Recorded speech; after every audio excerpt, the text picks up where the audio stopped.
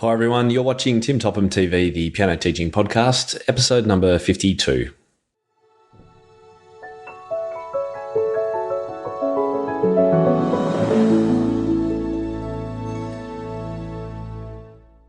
Well, g'day again, everyone, from sunny Melbourne, where it's actually not very sunny. It's a little bit chilly over here, winter time. I hope if you're in the Northern Hemisphere, you're enjoying your holidays and the sunshine. I'm going to be looking forward to it in about 6 months' time. Now, today's episode is the first in this month's look at online teaching. So how to teach piano lessons online, because this is something I've been asked heaps about. And so I thought, all right, I'm going to find the best experts in the field who are doing this and who know how to share it with other teachers, grab them on, get them on the podcast and have a good chat about it so you can learn as much as possible about it. Now, before we dive into today's interview, I did want to thank our sponsor, which is the Learn to Teach Music Lessons on Skype video course from our guest today, Melody Payne. So if you want to be the most forward-looking, trend-setting kind of teacher in your area, if you're looking to increase your client base, teaching hours and income, and if you need a perfect solution to cut down on makeup lessons, then teaching online is for you. Learn to Teach Music Lessons on Skype is the course that will help you develop the online studio you've always wanted. You'll discover what equipment you need for teaching online, as well as exactly how to set it up for the optimal learning and teaching experience for your students. You'll also be introduced to policies, payment options, valuable teaching tips, helpful hints, a list of the pros and cons of online teaching, which we also talk about today in our interview, and much more so that you can begin teaching online lessons confidently and professionally right away, and hopefully save a heap of time and money by doing things right as quickly as you can. Learn to Teach Music Lessons on Skype is a video course that includes exclusive access to a private Facebook community with other online teachers where you can ask questions, share video clips, and chat about your online teaching experiences. So it's great. You'll be able to have that follow-up. If you've got any questions after having a look at the course, jump in the Facebook group and you can get all your answers. Learn to Teach Music Lessons on Skype will answer all your questions about online music lessons, help you gain the practical knowledge, skills, and confidence you need to start teaching online, and show you how to enhance your studio, maximize your teaching efforts and income, set your studio apart, and take it to the next level. So if you're interested in getting a discount $10 off for this month, then head to the show notes page to get the discount code and the link. The show notes for this episode are at timtopham.com/episode 52. As I mentioned, our guest today is our sponsor, Melody Payne. She's a fantastic teacher, and we had a great fun putting this interview together. And make sure you check out the video if you can, because the video of this episode, we actually show you her setup. You can actually see the kind of lighting that she's got and how everything looks, which is really, really helpful if you're looking to do this yourself. Melody started teaching aged 14, and after completing her undergrad degree in piano performance, she continued her education with a master's degree in piano pedagogy and then a doctorate in music education with an emphasis on piano pedagogy. She taught university level full-time as a music faculty member and is now an independent piano teacher who utilizes Skype and FaceTime for teaching. She blogs at The Plucky Pianista and has a music resources store at Teachers Pay Teachers, which is where you can find more about her course. So today's episode is all about Facebook and Skype and using those two applications to teach lessons. We're going to cover a number of things that the course that she's offering goes into huge detail on. We're going to cover some of those things that you can do in lessons, how to manage your students even though you can't physically touch them or share music with them, and some of the tools and tricks to teaching effectively online, with the goal that by the end of this, you'll hopefully be a whole lot more confident in thinking that, you know what, I reckon I could give this a go. And you can. So here's my interview with Melody. Well, Melody, welcome to the show. It's so great to have you on here finally.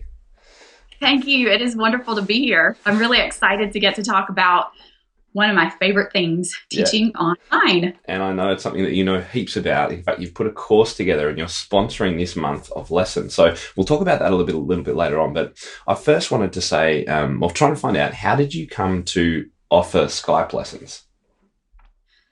Well, it sort of came to me. I wasn't looking to teach Skype lessons, but I had some friends from graduate school whose daughter was almost 5 years old, and they called me and said, "We want you to be her teacher. We don't want anybody else. And I said, well, we're going to have to figure out how to do that because you live in Louisiana and I live in Virginia. Okay, so what's that distance for those on the other side of the world? But how is that interstate, is it? From my home to their home. So we had to figure out something. Sorry, we lost the Skype connection just for a second there, right when you said how far it was. Okay. It's 804 miles, but I don't know how many kilometers that would be. Okay, so it's I don't know, 1,200 Ks or something. That's a fair distance. A long way, yes. So we got started. We gave it a try. It worked. We were excited. And so here we are 4 years later. We're still doing Skype lessons. It works great. And I was actually asking the little girl, her name is Hannah. I was asking her one day, what is it like to have Skype lessons? She doesn't know what it's like to have a lesson in the studio with a person sitting next to her. So for her, this is completely normal for piano. So she actually has only ever had online lessons? Yes. Wow. So online lessons. And there's never been a chance for the two of you to get together? Would that be something that you'd like to do? Well, I would love to because her mother and father and I have been friends for a long time. But when you live that far away, it can just be difficult. So yeah. I haven't seen her in person since she was 2 years old, and she was actually the flower girl in our wedding. So it's been really fun to get to watch her grow up on Skype every week. Yeah, and so I think this is really important because you aren't just saying Skype lessons are great for a little bit of fun or just for a winter's day when it's snowed in or whatever. You've actually taught this girl for 4 years on Skype. You've actually got the research. You've tested this to see what it's like. And you can confidently say, she's no less able or musical or whatever than any of your other students that you teach one-on-one in the studio. Absolutely. 100%. She is doing just as well as anyone that I can sit here right beside at the piano. And to me, that is so thrilling. It is so exciting to me to get to work with somebody through technology and be able to bring them to the same level as a student who is right here sitting beside me. So yeah. I love it. It's so great. And like you mentioned, it's also wonderful for snow days. And that's another reason. I live here in the mountains of Southwest Virginia, and we get a lot of snow days in the winter, and schools are closed and the roads are bad because they're curvy mountain roads and it's dangerous to drive. So we do Skype lessons or FaceTime or whatever the families have, and it works really well. And then I don't have to do however many makeup lessons that week, depending on how many snow days they have. And people don't have to try and, judge the weather and drive when it could be dangerous and things. So you've mentioned a couple of services, Skype and FaceTime. Now, do you tend to prefer one or other of these? And are there other options? What do you recommend? It really just depends. Skype and FaceTime are the two that I use, depending on what the student has. Most of my students prefer Skype because that's the one that everybody has heard of and everybody is familiar with. But I have a few who prefer FaceTime because they have Apple products. So they want to use their laptop or their iPad or sometimes their phone in a pinch if we can't make anything else work. Sometimes they want to do that. So it really just depends. I have not used Google Hangouts or Uvu or any of those other ones that are available, but I'm sure they would work very similarly to Skype or FaceTime. Yeah, well, look, if you've had success with a tool, why would you change it? I mean, we're conversing right now. This is a recorded Skype conversation, and I can see you. And I've got to say, you look fabulous, and your studio looks amazing. I'm in my little den here. So for anyone that's not watching the video, pop in and just at least have a look at the start, so you can see you've got. I actually really love what you've got behind you. That like stripped back brickwork. And the little shelf, it just looks really, really cool. So for those people who aren't too sure, Skype is available on any platform, any device, but FaceTime is just for Apple products, right? Correct. Okay, so iPhone, iPad, Mac, laptops. And I do FaceTime lessons on my Mac. I prefer to have a larger screen to look at so that I can see the small details of technique and things like that versus trying to teach a lesson on an iPhone screen that is only about this. It's easier for me to use my Mac, and it's better if the students can too. But if they don't have that, then of course iPads are getting larger and phones are getting larger all the time. Yeah. Do you actually have an iPad Pro, the big iPad? I don't, but I would Oh, love me to too. have. Do you have one yet? No, not yet. No. No, it's have to be a Christmas present or something, I Right. think. All right. So if you could nail it down to one thing, what would you say is the biggest advantage of using a service like Skype for piano lessons? For me personally, the biggest advantage that I have noticed is that it's literally made me a better teacher. Really? Okay. I wasn't expecting Yes. that.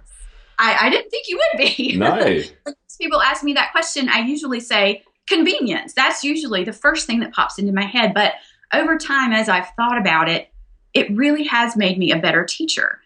I am forced to use more descriptive words, more colorful language and metaphors, and more precise wording to teach my student things like how to pedal or how to end a phrase or how to shape phrases, whatever it is. And using more specific terminology has, I guess, crossed over into my in-person lessons as well. And it's just made me a better teacher overall. And one day I was actually teaching my Skype student. She was ready to start pedaling recently. So we worked on that. Is And this the little girl you were talking about? yes, Yeah. and she's now 8 years old. So Wow. I started, I know, it's just really amazing. We've been having to adjust the bench every week because she's having growth spurts lately. So that's another advantage of Skype lessons. If they have a growth spurt, you see it and you can help them. Yeah, you can adjust see it from a distance on the side. Yeah. And so we were working on pedaling, and I took her through this series of baby steps. We did some coordination, like tap her hands on her lap to indicate if she was playing a key, and to march her feet up and down to help coordinate the coordination of pressing the key and lifting the pedal at the same time. And after just a few minutes, she got it. And I literally saw everything click in her brain. And when it happened, she was the happiest little girl in the whole city, probably, Yeah. because she had it. I mean, to her, learning how to use the pedal and make the music, it just made the music sound so beautiful to her. That was just priceless for me. Yeah, it's fantastic. I think, is she the girl that you do some demos in your course with? She is. She is the Yeah, same. because I remember watching it when you first brought it out, and I remember thinking, oh, that girl looks like so much fun to teach. Yeah, she's amazing. That's great. Okay, so we've talked about the biggest advantage for you, which that was quite unexpected, making you a better teacher. I think that's really, I can see how you would have to be precise with your words. You'd have to choose them carefully. You'd have to think. You'd have to be quite imaginative with how you go about teaching certain things. You couldn't be lazy. I think that's really cool for you to bring that up. So what about the biggest disadvantage? Well, one of the disadvantages, usually the biggest disadvantage for me, is occasionally when we have bad weather. My Skype connection is just not very good when we have bad weather. And I don't know why. That's just the way it is. And actually, a couple of weeks ago, my Skype student, Hannah, and we both live in the southeastern United States. And we have these huge summer thunderstorms that just go across the entire southeastern United States. We were both getting hit with one the day of her lesson. And we ended up having to just completely quit her lesson after 5 minutes because the connection was so poor. I could see her, but she couldn't hear me. And then disconnect and recall. And then she could hear me. I couldn't see her. It was just a mess. So I have in my policy actually that if we can't make a good connection after 5 minutes of trying, that we just need to reschedule the lesson, because otherwise it becomes really frustrating for everyone. And I don't want the family to feel stressed, like, oh, we've got to make this work or anything like that. So we just disconnect and try again another day. And how often, let's say in a semester or half year, would that happen for you? It's very rare. Usually after a few minutes, things kind of settle down in the airways or something, and then the connection settles down and is okay, even if it starts out not being so good. But that's probably only about the second or third time in 4 years that we've had to reschedule because of a bad connection. So it really doesn't happen very often in my experience. And do all your students have lessons online, or do you also teach one-on-one in your studio? Most of my students are one-on-one in my studio, but they do all have online lessons occasionally for snow days, or if I'm not feeling well, or if one of their siblings isn't feeling well. So we incorporate it all the time with every student in my studio. Right. And how many students have regular ones or only Skype lessons? Is it just that one girl or just a couple? Just the one right now. I've had a few other students. I had an adult student who took Skype lessons for, I guess, about a year from me. And then she got a new job, so she didn't have time anymore. But it was a lot of fun working with that adult on Skype too. Yeah, yeah.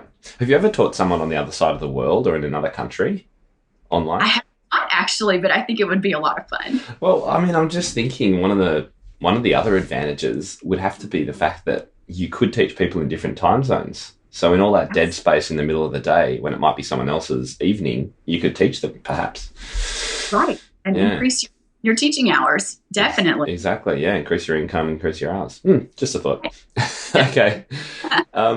So how do you get started? Let's talk about some of the things that teachers need. Oh, so I was going to say one other thing. I think the good thing that you've just kind of highlighted is that with all the kind of topics and ideas that I discuss on these podcasts, I always say to teachers, you don't need to revolutionize. You don't need to cancel everything and suddenly only start teaching online. This is just an idea of things that you can add. And for you, in fact, even though you teach regularly, you have a great experience with this, it is just an additional service that you offer for most of your students, right? Right. That definitely. Yeah. So it's all of the stuff we're talking about today, you can go, maybe in those winter days, or maybe in Australia in the extra hot days when it hits 40 degrees Celsius plus, maybe that's the time that you could use it. Right. Stay in your air conditioning and stay comfortable. Do a Skype. Exactly. Right. I don't know what 40 is in Fahrenheit, but it'd be over 100, I guess.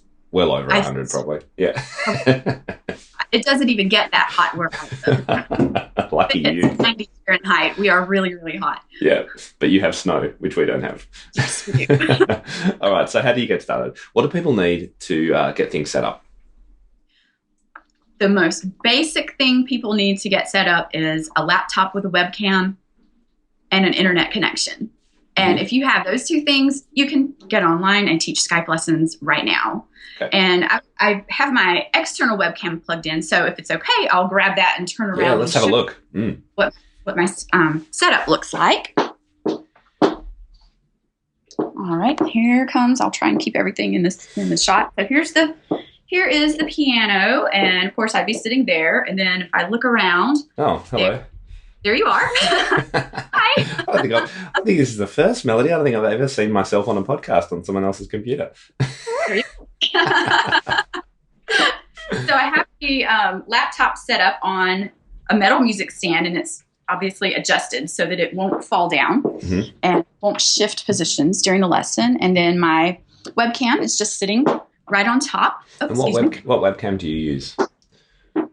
I use the Logitech 920, I believe. Logitech 920. I've had it for a few years. And how does it look on your end? It looks amazing. Yeah. Yeah. And in actual fact, I think one of the reasons why I'm just kind of changing over to Mac at the moment, funnily enough. So I'm on my Mac now with the built-in webcam, but I would normally be using the C910 or whatever it is. I think it's the same one as you've got. And it's great because you get a wider angle too, don't you? Yes. Yeah. And yours looks very good too. And that's another thing to mention is that a lot of the cameras in laptops are really good these days.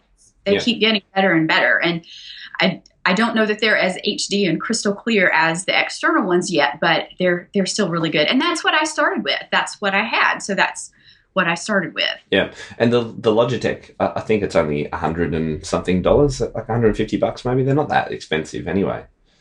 Definitely. Yeah. And they're great. They work with PC and with Mac. I don't know how they do that, but yeah.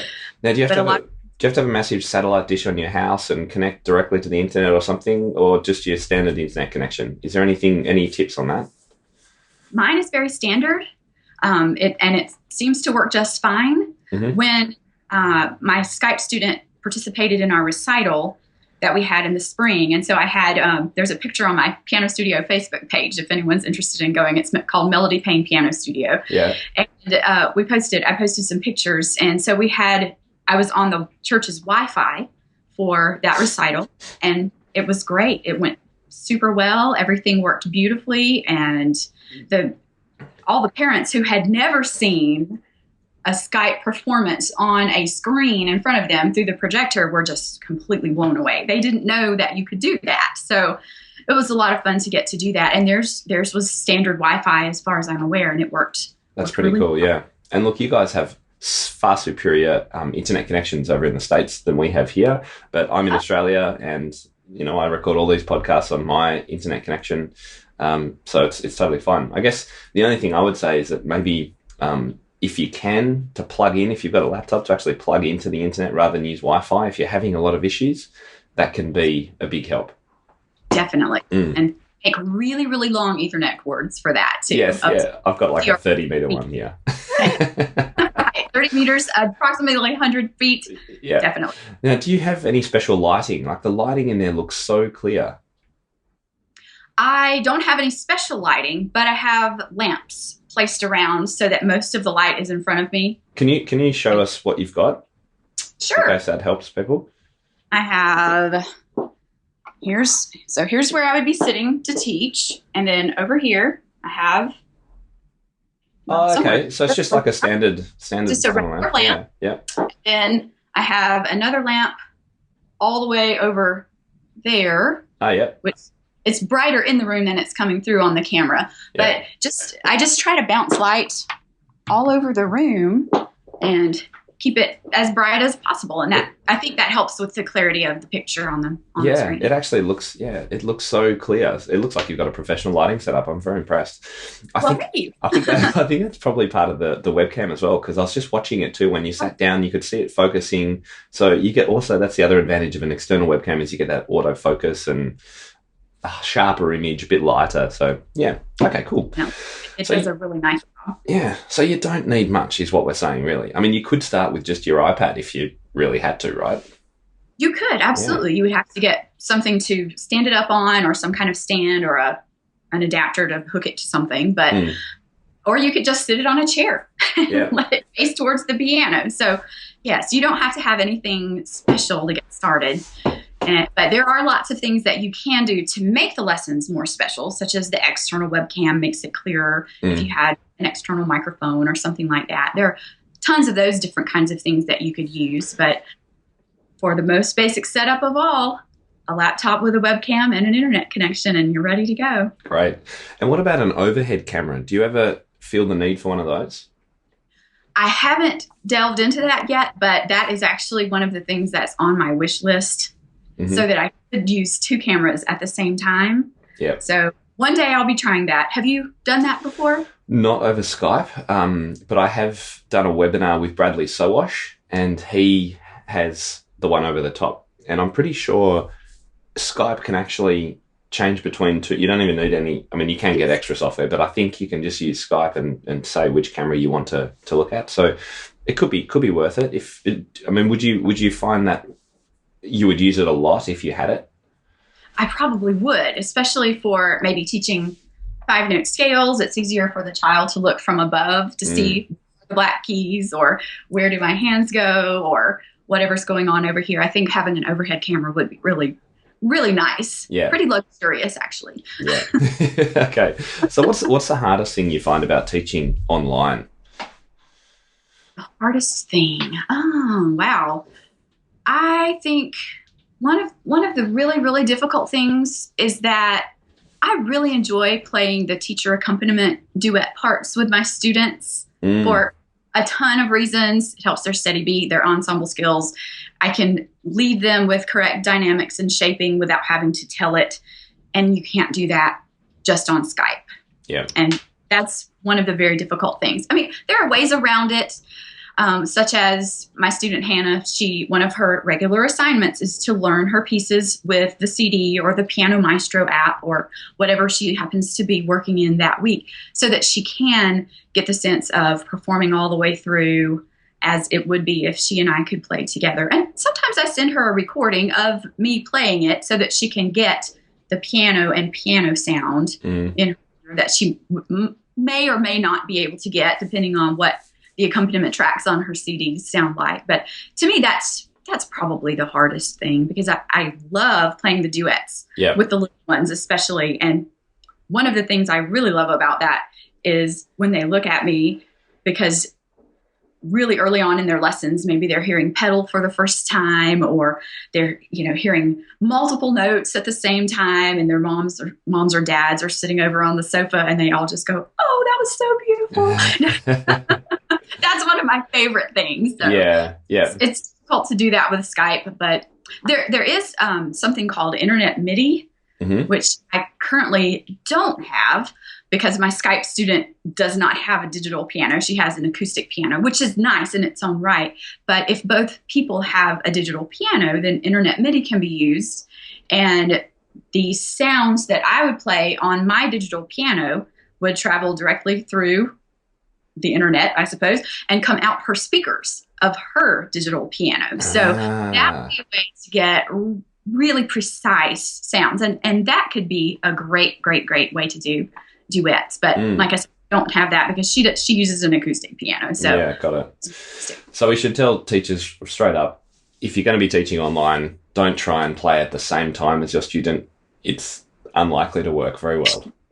Correct. Okay. And talking at the same time is difficult too. Sometimes there is I can tell you're used to being online, because we have to get a little pattern going back and forth. We have to know when to pause and when to wait, because it will come through a little bit later than in person. But it doesn't take very long to get used to that. My Skype student would get so excited because she was 4 when we started.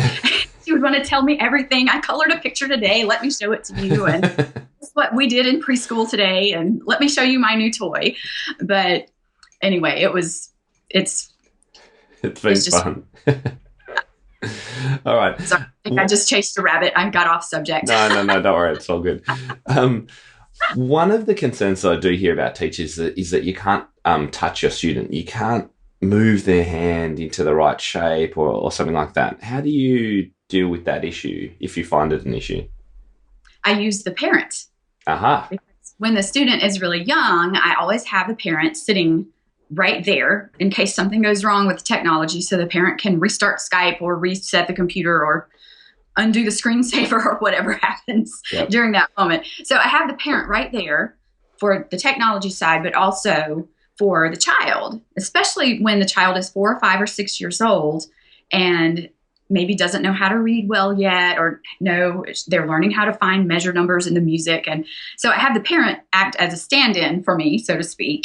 And I will stop talking to the student for just a second and have a little tiny conversation with the parent about, we need to do this, and I'll show them on my hand, or do an exaggerated motion with a really precise description and say, do that on the student's arm or on the shoulder or whatever is going on. And so then the parent will do that, and the parent will teach the child what I am instructing to the parent.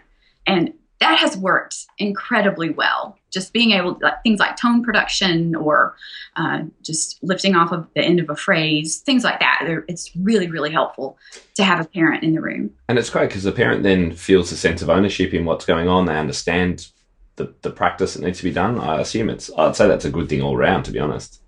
I think so. I think it really has been. I think the mother, my student Hannah's mom, had piano lessons for 2 or 3 years when she was a child. So she was familiar enough with the beginning stages of everything. But then when I started doing more and more detailed things, she's been able to help out with things. And now that Hannah's been doing Skype lessons for 4 years, Mom doesn't even have to be in the room so much anymore. So she's free to go and tend to her younger son or start making dinner, whatever. Yeah. And that's another good thing about it, is that the life at home can carry on in the midst of one's child having an online lesson. But she's on call when you need her.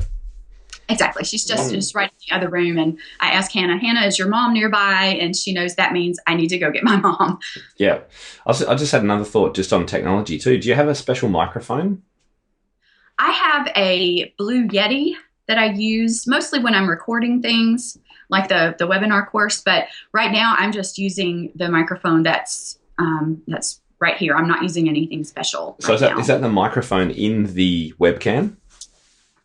Let me see. I could not tell you right this second. I will tell you it is the microphone. Let's see.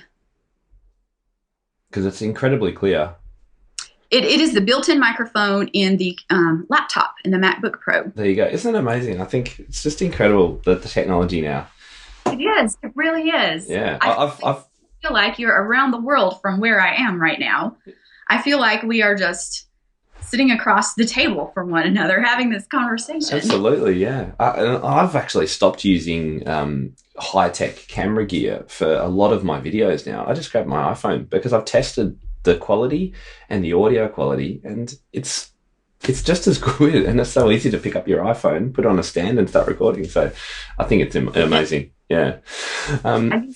If I do have a couple of students, because I live in the mountains, I have two students who live so far out of town, but it's only 25 minutes out of town. But living that far out of town here, they can't get internet access at their house. So we can't do Skype lessons if we have a snow day. So what I tend to do is record a lesson and on my phone and then upload it to YouTube and send them a private link. And then when the parents come into town, they're able to download the video onto their phone, and then they take it home and they can show it to the child. So that technology is wonderful. It is amazing what even a phone can do. Yeah. Now, I was going to ask, we're about to get onto lesson activities because I want you to show us actually some of the stuff that you do. But before that, I think you've kind of answered this question, but I was going to ask you about managing the behavior of younger students. I guess it's having the parent there, right? Yes, it is having the parent there. And another aspect of that is that my expectations for my students, they are aware that they are expected to behave. And just because mom or dad may or may not be nearby, that doesn't give them license to misbehave. And they know that I run a tight ship and they are expected to mind their manners. So I really don't have behavior problems in my studio. And what was the other thing I was going to say about that? As far as behavior problems, if you keep the lesson what I call tight, and I don't know how widely used of a term that is, but keeping the lesson tight, moving quickly from one activity, when you finish that activity, moving quickly to the next one also helps because the child doesn't have a lot of downtime. And when the child doesn't have a lot of downtime, they don't have time to misbehave. Between that, parent, and expectations, usually my students are really well behaved. That's great. And again, that comes back to what you said before about it helping you be a better teacher, because you've got to be bang, bang, bang, bang, bang. You know, your sequence of activities, you know when it's time to change. Yeah, it all wraps up really nicely. I think it's great. Okay. It does all work together, doesn't it? Yeah. All right. So let's get into some of these activities, because having seen your course, I know that you've got some great particular activities that work online. So can you share with us just a couple of them that teachers could even try out if they wanted to? Well, quite honestly, the main thing about activities is that you can use most of the same activities that you do in your studio with your online students. So that's generally what I tend to use. I don't try to seek out a lot of extra activities just to try and make something become an online activity. But if I can make a small adjustment and make the activities that I would normally use if the student was sitting here beside me work on their online lesson, then that's what I tend to go for first. It's like something that you mentioned earlier about using what you already have. When you mentioned if you have a laptop, use what you already have. It doesn't have to be anything special. But one of the things I love is playing ear training games with my students. And actually, I'll show an example of that in the course, so I won't go into it too much here. But you can do lots of ear training games, play a melody and have the student repeat it, just 3 or 4 notes. Do you want to try it? I've got a piano here. Hang on. Do you want to try it? Sure. Please don't listen to my untuned piano because it is the end of the summer. Lessons are over, and I'm just waiting. It's almost time for school to start to get this thing tuned. It's totally fine. So are you on holiday at the moment? It's holiday times there, right? It is, yes. So is that all of July and August, or when do you go back? Well, I go back to teaching August 15th, and I have a few more summer lessons left, but not very many. So Yeah. I'll go back to teaching August 15th. The children in our area start back to school on August 10th this year. Okay. So you've got a couple more weeks. That's cool. A little bit more time, definitely. All right. Let's try this out. Let's see if I can Okay. see if I can do it. All right.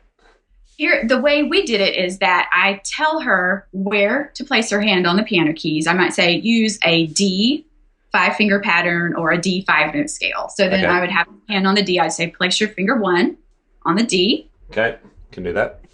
and then I might play.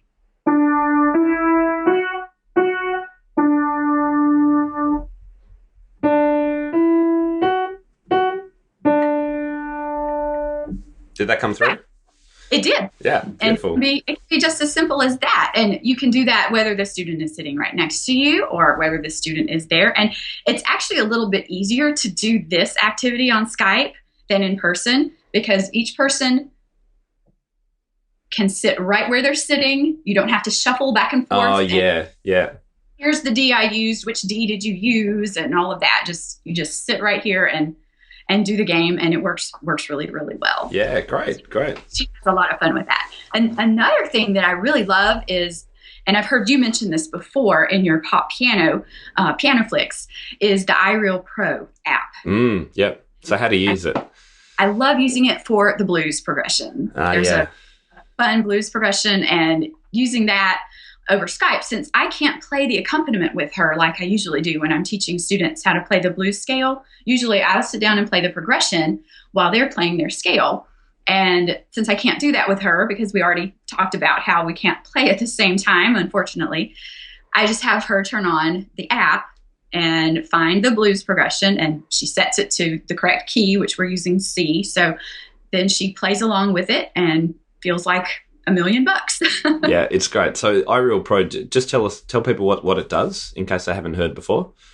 It's a wonderful app that has tons of accompaniment tracks, and you can download songs to play along with. It has lead sheets that you play from, and each measure is highlighted as you play it. So it's almost like a visual metronome, I guess, or track that it goes along as you're playing each measure and helps you. It just helps you play. It helps your ensemble skills, I think, Yeah, and your hugely. listening skills, and so many things like that. I have a lot of kids that I teach who play piano for praise and worship bands at their church, and of course they use a ton of lead sheets for that kind of music. And so, being able to use the iReal Pro app, they can use that as a practice tool for playing for their service at their church. Yeah, and I think the other great thing is while the app itself now costs about $20 or $15, once you've got it, you don't pay anything else. Everything is imported off the internet by people who have uploaded them, the chord charts, and you can add your own chord charts in. So when it comes to the blues, I put my own one in, I remember.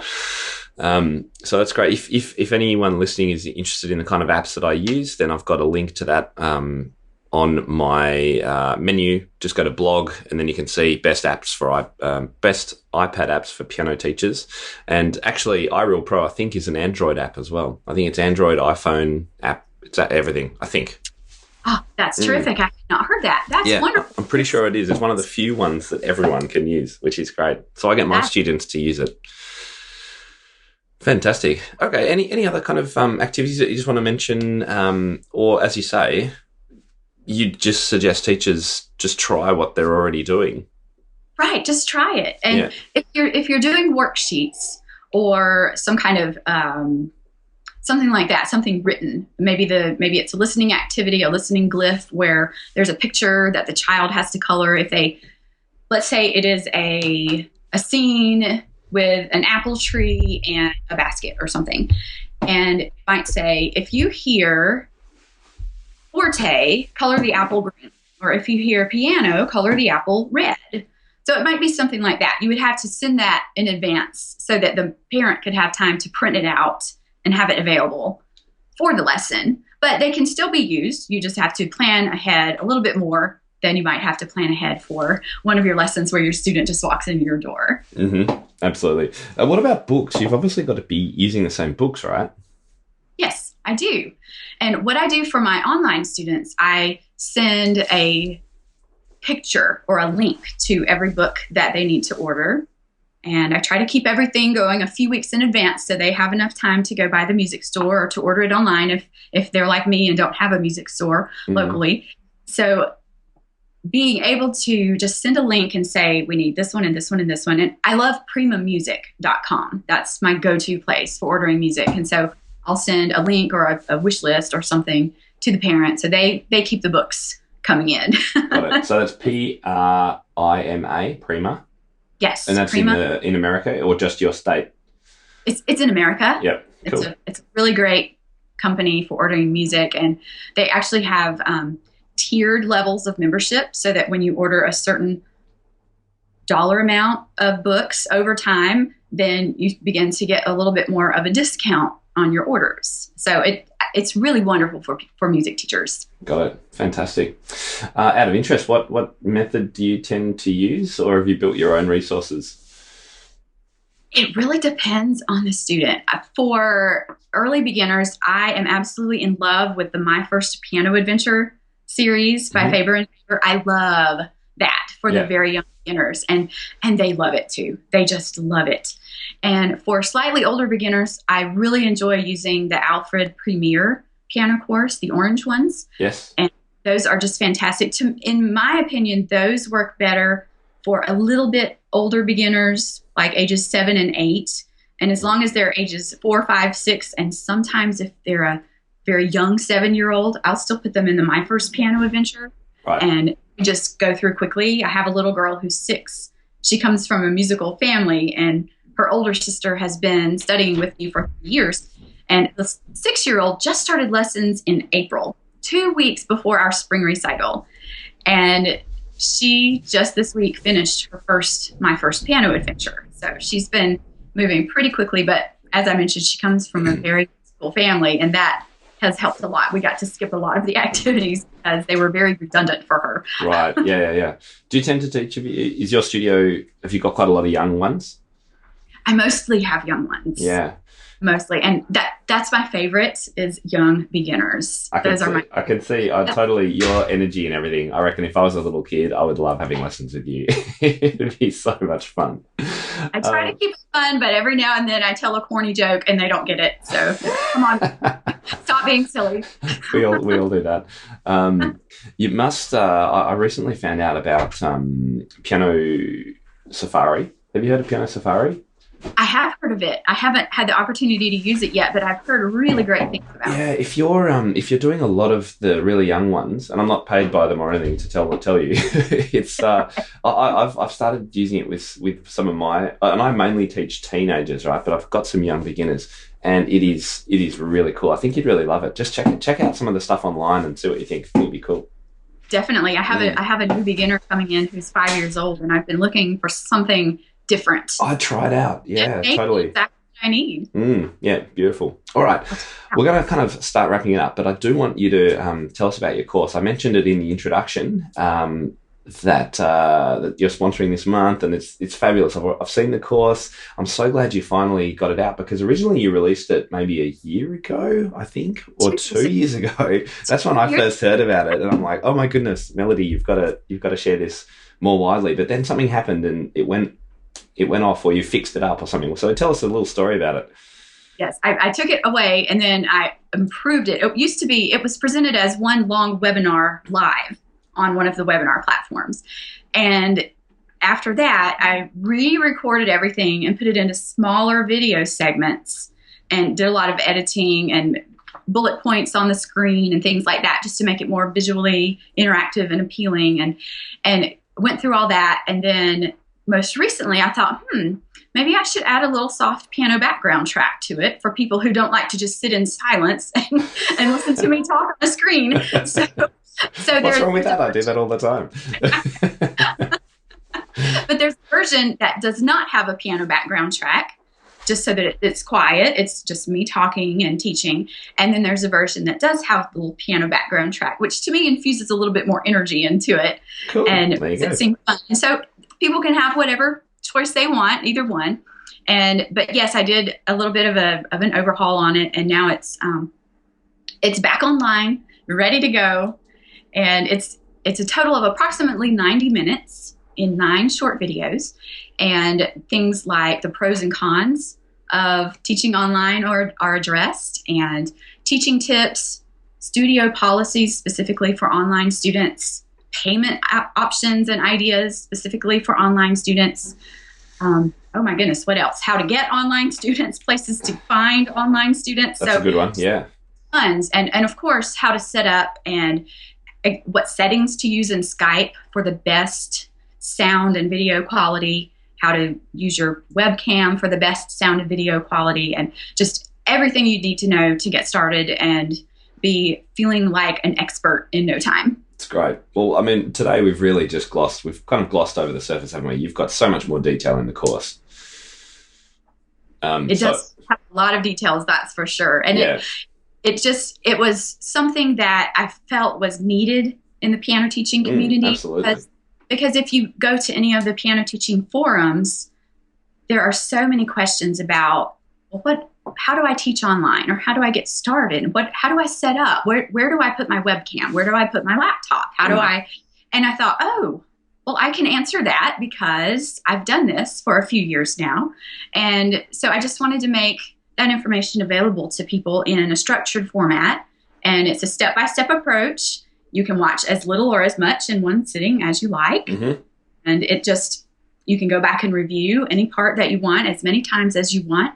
And we even have a private Facebook group that's exclusively for people who have done this course. So people can join the Facebook group and talk more about online teaching and ask questions. Ask more questions, yeah. Mm-hmm. Yeah, that's great. Right. And have you still got the videos in there of you teaching?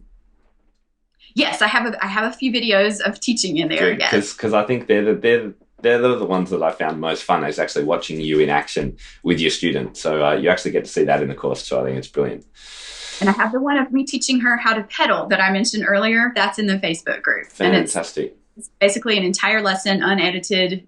Well, not the entire lesson, but the unedited version of if you were sitting next to me watching me teach her pedal, that's exactly what we did, what you see on that video. Brilliant, brilliant. Oh, that's so good. Well, thank you on behalf of piano teachers for putting this out there, because you're absolutely right. I get a lot of questions. There are a lot of people with questions. So it's great to have somewhere that we can send people. So where should they go to find out more? Well, my website is melodypayne.com. And there's Melody, Payne. Yes, yep. Melody as in music, Melody, standard spelling, and Payne, Payne. You could only have been a musician, right? I actually had somebody ask me once if that was my real name. I said, yes, this is my real name. I am the piano teacher, and my name is Melody, and the car that I drive is called a Sonata. So, how about I love it. Okay, so melodypayne.com, that's where they can find out more. Yes. Brilliant. And then I also have all of my social media links listed in a handout that I'm going to have available brilliant.